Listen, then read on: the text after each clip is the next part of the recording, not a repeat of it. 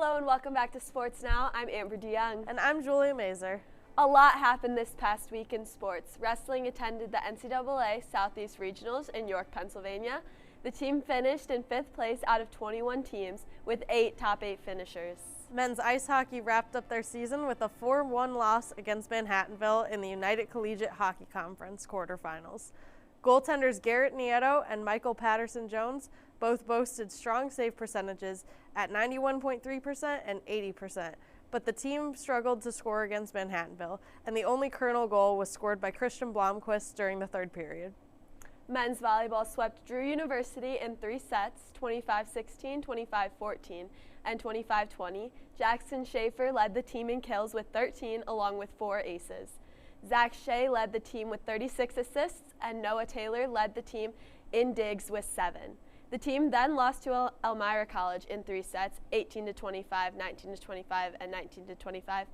The Colonels will be back in action tomorrow against the number 1 ranked Stevens University at 7 p.m. in the March Center.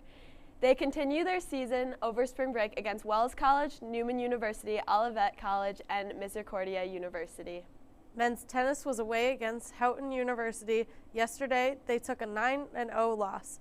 They will be back in action March 13th against Endicott College. The women's team is also set to resume play against Endicott on the 13th. Women's lacrosse began their season with a shutout loss 0-18 against Marywood, but quickly regained momentum with a 10-8 win against Mount St. Mary's. Malia Cobham and Brooklyn Padana led the team on attack with a hat trick each. Goalie Samantha Scott recorded a 50% save percentage to help secure the win. The Colonels host Gwynedd Mercy University tomorrow at 4 p.m. and Uniata College on Saturday at 1 p.m. The team then travels to Myrtle Beach the following week to face Ferrum College and North Carolina Wesleyan College. Men's lacrosse is having a tough start to their season as they fell 2-10 against Uniata College on Saturday, putting their overall record at 0-3. They hope to put an end to this losing streak Saturday as they travel to Rosemont College. The team then hosts Marywood and Manhattanville over spring break. Baseball made a huge comeback on Sunday after losing the first game of their doubleheader 5-7 against SUNY Cobleskill. During the second game, Wilkes scored 3 runs in the 7th inning to secure the 7-6 win. They head into a busy week as they travel to Florida on Friday to face 5 teams over break. Softball is set to begin their season at the Fast Pitch Dreams Spring Classic in Myrtle Beach, South Carolina. They open their season facing Penn State Harrisburg, followed by Hilbert College on Sunday. The Colonels will then play 5 more games before making their way back to PA to face Arcadia University for an away conference doubleheader on Saturday, March 18th. The Colonels are definitely going to be keeping busy over the break. I can't wait to see how the teams utilize the time away from classes to improve their records and prepare for conference play. I agree. It will definitely be a great way for spring sports to bond with their teams and hopefully get some winning streaks rolling. Remember, for more information on all of the Wilkes athletic events, statistics, and final scores, go to www.gowilkesu.com. You could read more about our athletics updates in this week's online issue of the Beacon. Please visit www.thewilkesbeacon.com. That is all we have this week for Sports Now. I'm Julia Mazur. And I'm Amber DeJonge. Tune in next time on Sports Now. We're going to go to a quick PSA, and when we come back, Claudia will give us this week's weather forecast. Prescription drug pricing points to corporate Freedom of the press is about your right to know. and Clark sheer athleticism. It's about your right to be informed.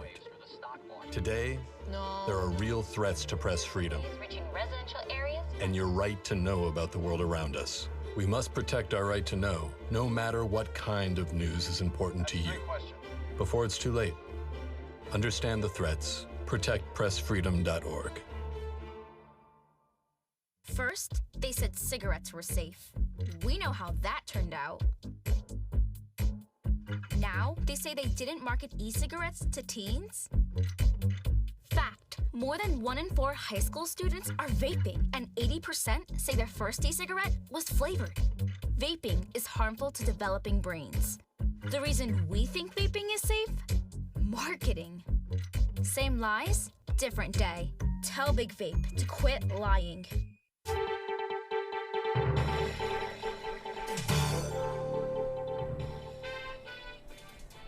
Welcome back to WeatherNow weather. I'm Claudia Cuchran with this week's forecast. Last night we got a light dusting of snow outside. Right now it's about 38 degrees. We had some snow showers overnight heading into the afternoon, but they'll clear up by about 1 o'clock.